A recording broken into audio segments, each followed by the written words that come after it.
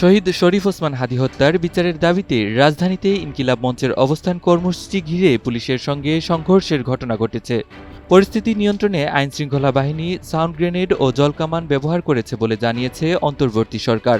তবে আন্দোলনকারীদের ওপর কোনো ধরনের গুলি ছোড়া হয়নি বলে স্পষ্ট করেছে সরকার।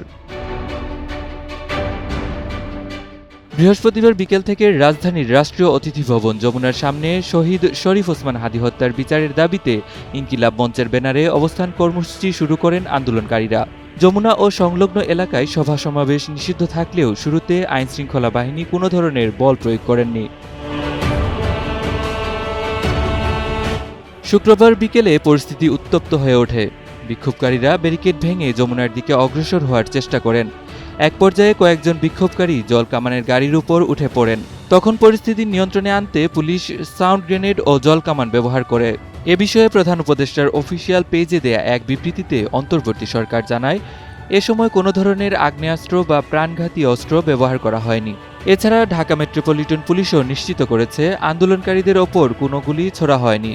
ঢাকা মেডিকেল কলেজ হাসপাতাল সূত্রে জানা গেছে, এ ঘটনায় ইনকিলাব মঞ্চের সদস্য সচিব আবদুল্লাহ আল জাবের সহ মোট ২৩ জন চিকিৎসা নিয়েছেন। তবে আহতদের কারো শরীরে গুলির আঘাত পাওয়া যায়নি বলে কর্তব্যরত চিকিৎসকেরা জানিয়েছেন। অন্তর্বর্তী সরকার পুনর্ব্যক্ত করেছে, শহীদ শরীফ ওসমান হাদী হত্যার বিচারে তারা বদ্ধপরিকর।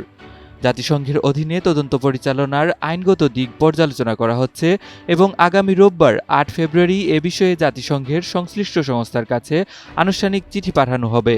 এদিকে আসন্ন জাতীয় সংসদ নির্বাচনকে সামনে রেখে সংবেদনশীল এই সময়ে সবাইকে ধৈর্য, সংযম ও দায়িত্বশীল আচরণ করার আহ্বান জানিয়েছে অন্তর্বর্তী সরকার। সরকার বলছে, একটি শান্তিপূর্ণ, সুষ্ঠু ও অংশগ্রহণমূলক নির্বাচন নিশ্চিত করতে সবার সহযোগিতাই সবচেয়ে গুরুত্বপূর্ণ।